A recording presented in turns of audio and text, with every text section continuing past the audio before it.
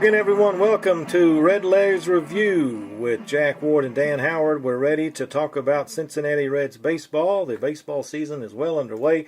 The Reds are in first place in the National League Central. Did you think we'd ever say that? But here we are. Dan, welcome back to the 2017 baseball season. It's been a long layoff, and I'm not going to let you say anything this whole broadcast. I'm so pumped. But you just sit there and just stand by in case I need relief. But right now, I don't need you at all because we got a lot to talk about the Reds, and I'm going to do all the talking because I'm so excited. Okay, go ahead. Well, you say something? I'm sorry. Okay, let's go over all that. It was safe to surf the internet. We're back. Who would have thought after the first week, and again, this may be just the first week of the season, the Reds have the best pitching staff in the National League, fourth best in Major League Baseball. Nobody. Who would have thought that? Nobody. Yeah, that's right. Absolutely nobody. Who would have thought that at the first week of the season we would say the Reds have the best pitching staff in the National League? They lead all of Major League Baseball in shutouts with 3. A lot of that could be that the hitting hasn't caught up with the pitching yet, because one of those was against the Phillies, but the other 2 shutouts was against the Cardinals. And your boy Amir Garrett was really impressive Friday night. He was outstanding. And I predicted that. He just totally handcuffed the Cardinals offense. They just they acted like they didn't know what to do with him. I mean, he basically looked like Bob Gibson on the mound to the St. Louis Cardinals. But it was a great performance. Scott Feldman yesterday pitched like Marty Feldman on opening day. Had a rough go of it. I think he was 4 innings on opening day against the Phillies. But then he caught lightning in a bottle yesterday and really did a great job against the Cardinals. And the only bump in the road basically was Bronson Arroyo at 72 years old, who looks really good to be 72. But he kind of got lit up Wednesday night. I think not Wednesday, Saturday afternoon, giving up 6 runs, 6 hits in about 4 innings pitched. He looks like Bronson Arroyo, but he throws like Charlie Chaplin. I mean, he did a great job at looking good, looked great, but he didn't throw very well. But that may be. I hope he didn't hurt his neck by turning around and seeing the ball whiz by. That's bound to hurt. It's dangerous, but you throw that out, and the Reds are 4-1 on the campaign. But you got to count them all. Well, getting back to opening day, had it not been for the great effort that Scott Shebler made in right field on the triple that what would later become the winning run. Shebler, I heard Marty Brenneman talking about, Shebler goes at baseball with a football mentality, and there's nothing wrong with that. And but he's struggling a little bit at the plate, but I think he'll figure it out. More than a worthy replacement for the former Jay Bruce, the former right fielder of the Reds, who hit a home run last night, fleecing big bucks off the New York Mets. He hit a home run last night. Oh, did he now? Yes, he did now. Yeah, that's good. They can keep him. Well, the Reds are 4-2 on the year, and off to a great start. As far as individual performances, it's all about the pitching right now. But Zach Cozart is 9 for 20. Adam Duvall off to a good start with a couple of home runs, 4 RBIs. He's batting .348 at 8 for 23, and the Reds are scoring enough runs. Well, they had 8 last night. Jose Peraza's only had 3 hits since opening day. He's in a little bit of a funk, but I think he's going to be okay. And of course, Joey Votto off to his typical slow start, but he does have 2 home runs. And, he hit 2 home runs, yes. And he's he's going to be all right. He's going to be Joey Votto. So, and I stand corrected on Scott Shebler. I said he was struggling a little bit at the plate. No, he's actually got a .302 batting average. I was looking at the wrong stats. I was looking at Eugenio Suarez, who is struggling a little bit. He's got a .264 batting average, but hey, this is still early. I like the lineup. I like the way the lineup looks. You got Hamilton leading off. You got Peraza batting second, Votto third. I think that's setting the table right there. You got Duvall hitting fourth, which I think Duvall's a natural cleanup hitter. I believe Shebler is batting fifth. So I think this offense will be all right. They just again cut down on the strikeouts, and that was one of the things that my biggest complaint is that the Reds strike out way too much. And looking at the stats, I mean, you got Duvall with 7 strikeouts. He leads the club. Zach Cozart has 4. Scott Shebler with 4. Eugenio Suarez has 4. But you're not making any contact on the ball. You're not, if you hit the ball, put the ball in play, you got a really good chance of it being successful. And you can't put the ball in play if you're striking out all the time. But hey, 4-2. We were here at this point last year. Remember last year, the Reds were 5-1 after the first week, and but we knew that they were that wasn't going to last. But with the youngest team in Major League Baseball, as the Elias Sports Bureau brought out in a report earlier last week, the future looks pretty bright for the Cincinnati Reds. Well, they've stockpiled some good pitchers. Amir Garrett, as you know, I spoke to him last year and told him that he's going to be owning every car in that dealership in about 2 or 3 years. Remember, I told him, I said that to him, and he laughed. Now, this was a Mercedes dealership. Yes, it was. I said, how does it feel that you one day are going to own or buy any car you want in here, or probably own the dealership? He just laughed. But that was not putting any pressure on him, was it? No, not a bit. But well, he went out and pitched like it. Well, the Reds have. He might have mentioned to Jim Day. He said there was a fan that talked to me in Ashland, Kentucky. He said if I pitched well, I could own every car in this dealership. So. Yeah, I think he did say that. The Reds have 8 pitchers that have not given up a run yet this season. 8 pitchers. And that's a decided difference from last year.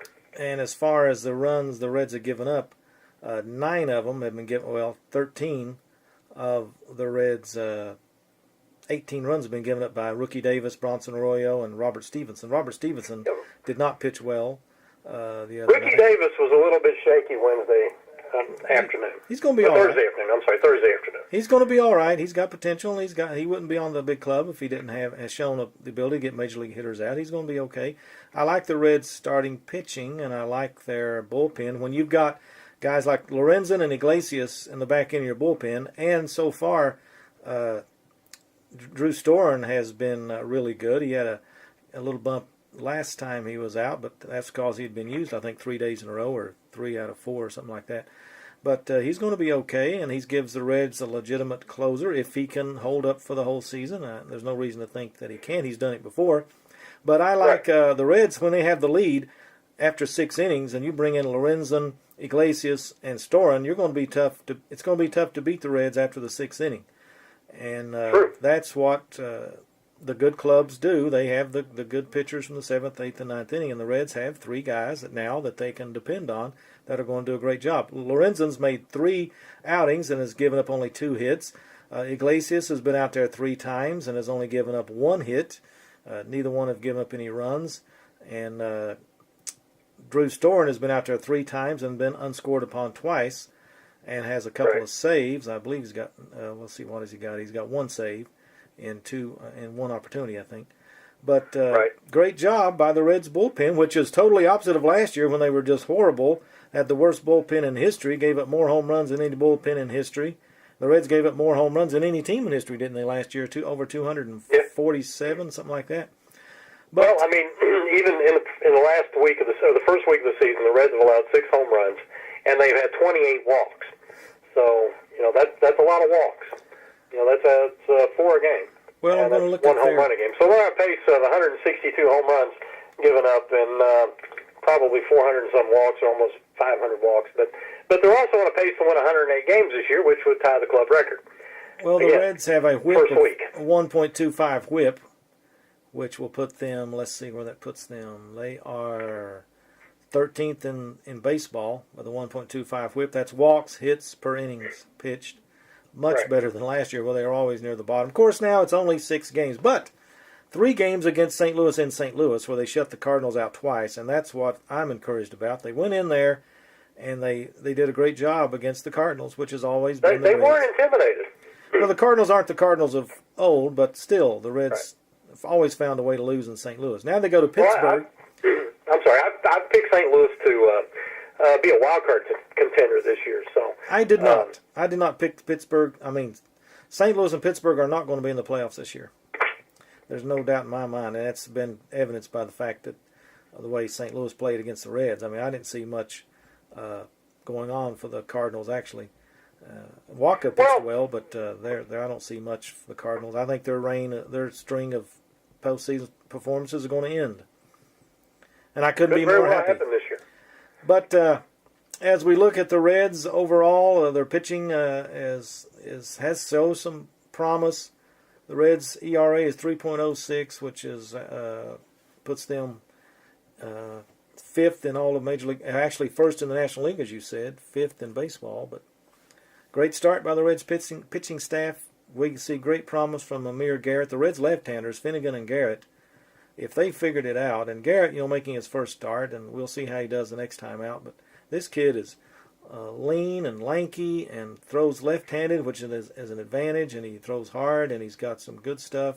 Showed great mound presence the other night, and I like this kid. Okay, Finnegan pitches tonight against Tyler Glasnow. The Reds have starting a three-game series in Pittsburgh. Ricky Davis tomorrow night against Jamison Talion. I think my printer didn't print this very well. And then Wednesday, Amir Garrett will face Ivan Nova of the Pirates. Bronson Arroyo's next. I speak English goodly. My tongue got over my IT. I couldn't see to talk. Bronson Arroyo, Scott Feldman Friday. Bronson Arroyo Thursday, Feldman on Friday. Finnegan again on Saturday, and Sunday, Ricky Davis, and that's all against TBA. That's Milwaukee's pitchers, TBA. Or Johnny Holstaff, as we like to say. Well, Pittsburgh's always been a tough place for the Reds to play in recent years, so we'll see how they fare against the Pirates. Looking forward to the Reds playing in Pittsburgh. Pittsburgh's 3-0 at home, off to a good start at home, 0-2 on the road, but we'll see how the Reds perform against the Pirates. Pittsburgh has more wins. Well, the second most wins in their stadium, PNC Park, is against the Reds. I think they've won 63 times against the Reds at PNC, and I believe they've beaten the Milwaukee Brewers a total of 76 times, and that's since PNC opened, I believe, in 2002. PNC is a beautiful park. One of these days, I'd like to take a 6-hour trip and go catch a game at PNC Park, and I've talked to several people who've been there, and they just say it's an absolutely amazing facility to watch a baseball game. But, of course, everybody that I've talked to said their all-time favorite is Camden Yards in Baltimore. So maybe someday. But speaking of predictions, who do you like to win the National League East this year? National League East, I've got... Are we going to go chalk and say Washington Nationals? I've got the Metropolitans. Oh, do you? With that pitching staff? With that pitching staff. Thor looked good yesterday. I guess we agree with the Chicago Cubs. I've got the Washington Nationals in the East. Chicago Cubs for the Central? Yes, sir. No doubt about that. National League West, I've got Dodgers. Who you say? I got the Giants. The Giants? Well, the Giants, I think they got to figure out a way to put Madison Bumgarner in the lineup. He's got, 2 home runs this season? Yeah, on opening day. That's incredible. My wild card teams are the Mets and the Cardinals. You say? Well, let's go with the Dodgers. I think Giants will win the West, Cubs in the Central, Mets in the East. Wild card teams will be Atlanta and Philadelphia. Oh, no, that's NFL. Let's go with...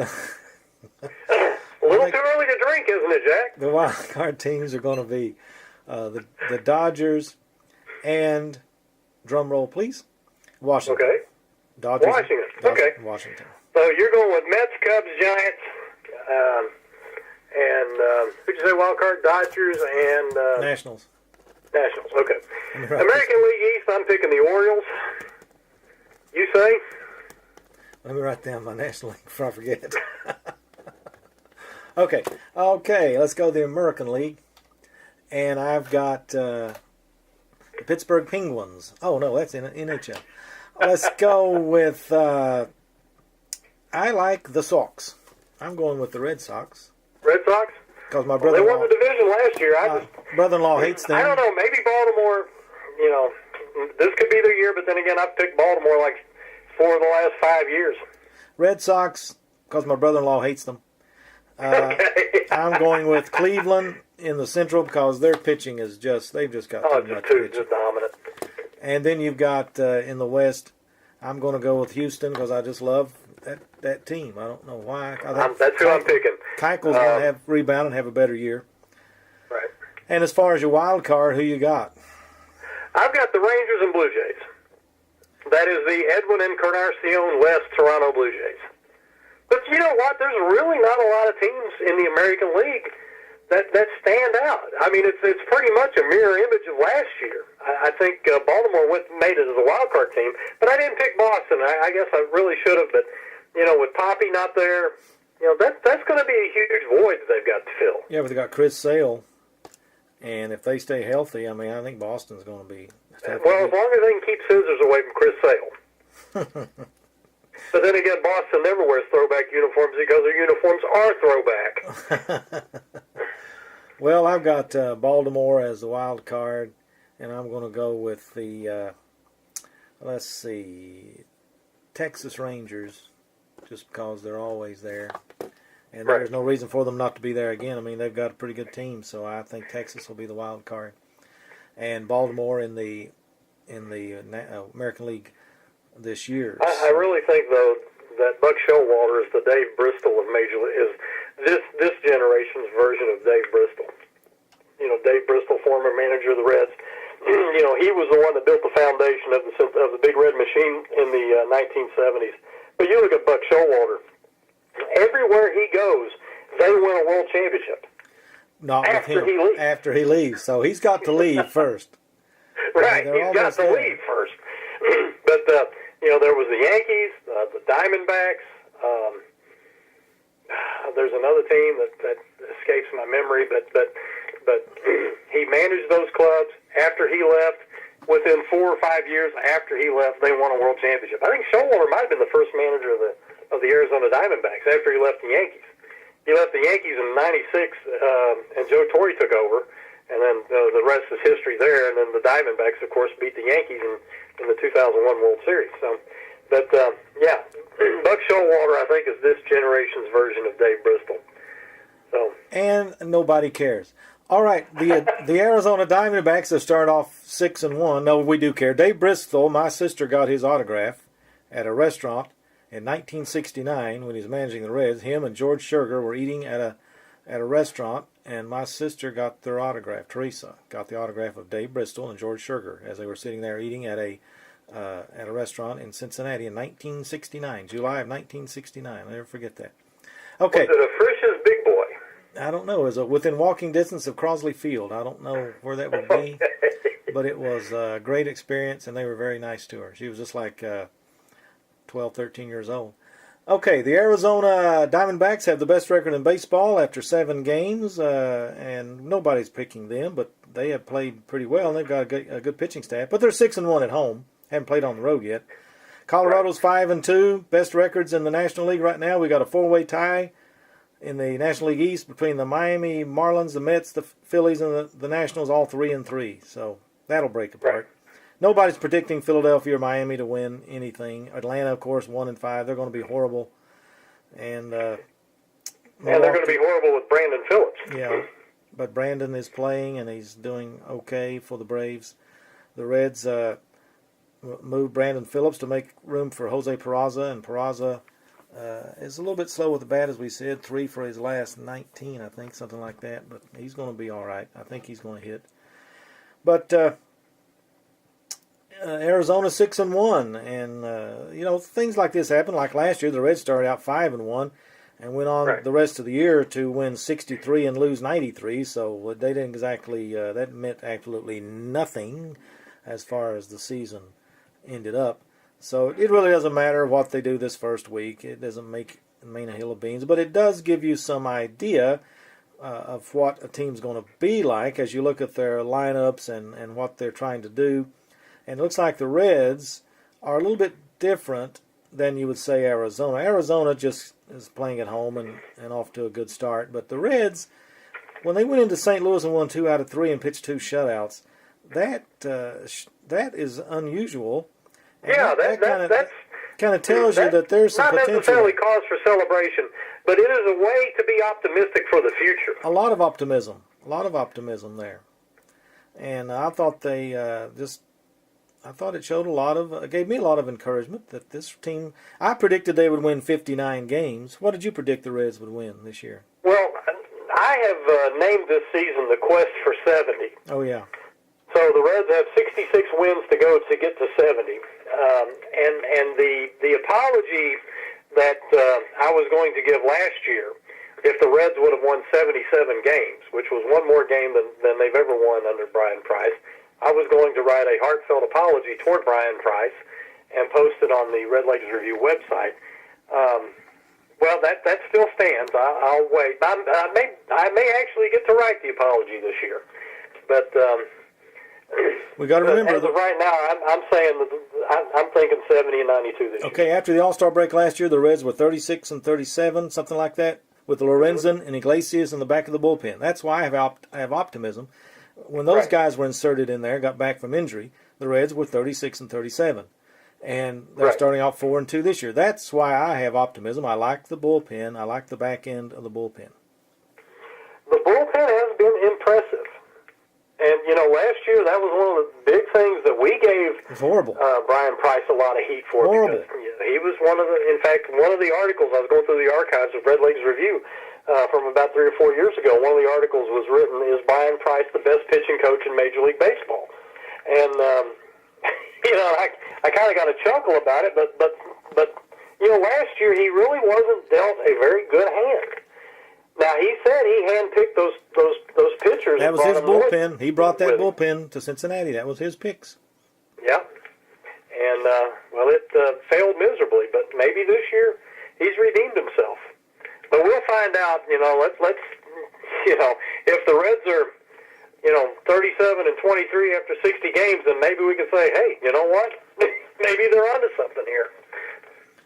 Well, we'll see. That's 10 more weeks. That's 9 more weeks to go. We've only got 1 week down. There's 25 left in the season, so we still have a long way to go. Well, it's a marathon, not a sprint. It just feels differently, and that's. It does. It really does.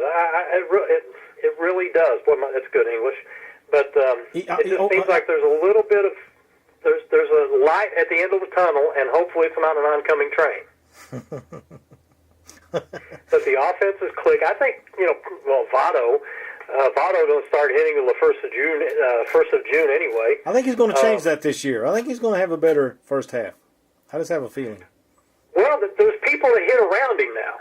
You've got Peraza batting second. You've got Duvall batting fourth.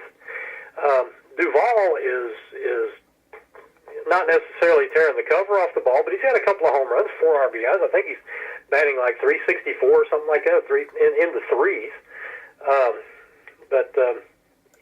You give Votto, if somebody will hit, can hit in front of and behind Votto, Votto will see more pitches to hit, and like you said, he'll turn this thing around. He might be in the mid threes by season's end.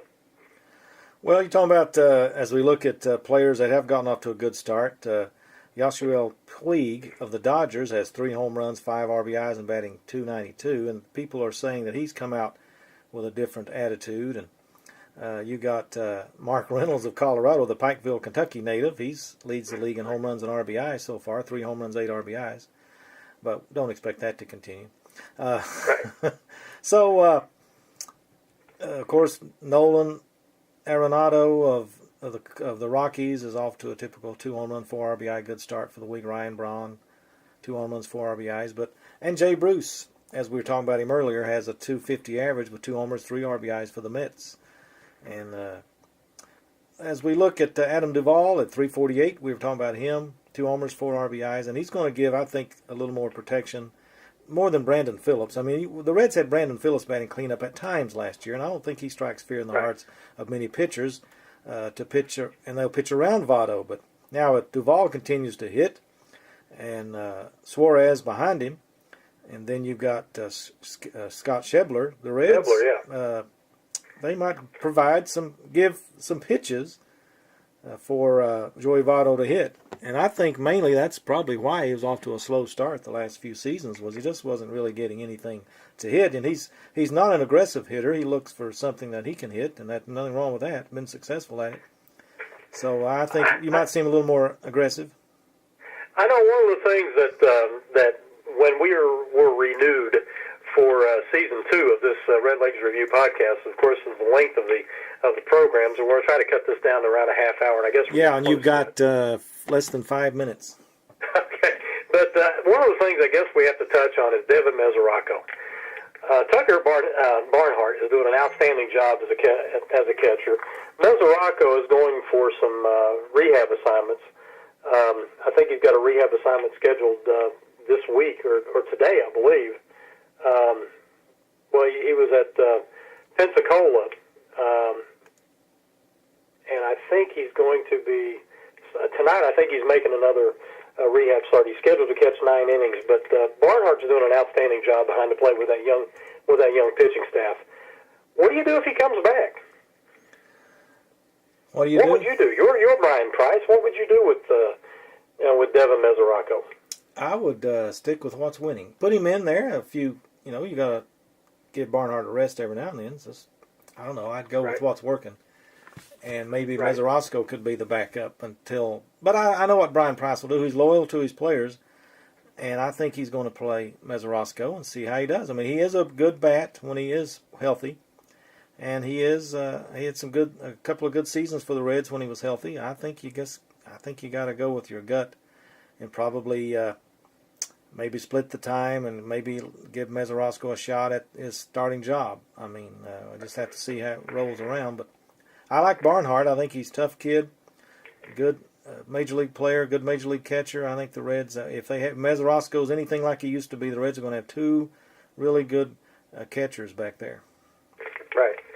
And, history was made last Thursday afternoon at Great American Ballpark when Ricky Davis and Stuart Turner formed the Reds battery. Davis pitcher, Turner catch. That's the first time in Cincinnati Reds history, and the history goes back to 1869, that a rookie pitcher and catcher made their debut in the same game. Yeah, that's amazing. Amazing stat. And I guess the last time it happened was 1869 in Game 1. Yeah. So, but anyway, that's some good history there. Another question too. You've got the $106 million man, Homer Bailey, out again for his elbow. I guess he's eligible to come off the DL in June. What do you do with him? Put him in the starting lineup. Pitching. Who do you send out? Who do you kick out? Stevenson? Well, probably whoever's not pitching well. I mean, probably right now it would be Stevenson, but you never know. They can send a lot of kids out. I mean, you're not going to send Lorenzen and Iglesias, of course, but no, that's a revolving door. I mean, I would say Feldman probably would go down, or Stevenson, one of those two. But that's going to be, you've got Corey, what's his name down there, and trying to work his way back to the big leagues. Pitched well for the Reds at time. He was 0-7. Cody Reed? Cody Reed. He's what did I say? Cody Reed. Yeah. He's trying to get his act together. He's definitely going to be a good pitcher one day. I believe he's left-handed. So I think you'll see a lot of players run back and forth in the starting rotation for the Reds. And Stevenson's a great talent. I mean, I think he's going to be fine. But Homer Bailey, you're paying him $106 million, and you got to give him a shot and see what he does. If he doesn't perform, then you can put him in the bullpen. I mean, he might be a great... you never know. It might extend his career. He might be a great guy like Lorenzen. Look at Lorenzen. Look at Smoltz, yeah. I mean, it's worked out well for them. Hey, Dan, we've got less than a minute to go. Any final words? Well, one little closing comment. During the off season, you had the opportunity, and I'm jealous of the opportunity, but you got to meet the greatest Red of all time. You went to Cincinnati as part of a company you're doing a little bit of work for on the side, but you got to meet the greatest Red of all time, and I'm jealous. Corky Miller. Yeah, we talked with Scott Ratliff and some other guys at our table, and I talked to Corky a long time. He invited me to Arizona to the Reds fantasy camp. Yeah, I know. You guys are real close. He invited me to come out there. He said he'd take care of me. And I'm sure he will. Yeah, and I said, well, how much does that cost, Corky? And he said, it's chump change, $4,500. And I said, well, I'm about $4,400 short right now. Actually, I'm about $44.99 short at the time. But Corky's a great guy, and he talked to all of us for a long time. Got a picture made with him, and he's my nephew's favorite player, Justin. He loved Corky Miller. Like I said, he's the greatest Red of all time. I mean, I know what people are saying. What about Pete Rose? What about Johnny Bench? No. And he still Corky Miller. He still has the mustache. It's a great mustache. I told you. That's right. That's a great mustache. The greatest mustache of all time. And I think he ought to sue the Reds for copywriting his mustache. There's the music. We got to go. Dan, thanks for your input. And we'll talk to you next time on Redlegs Review.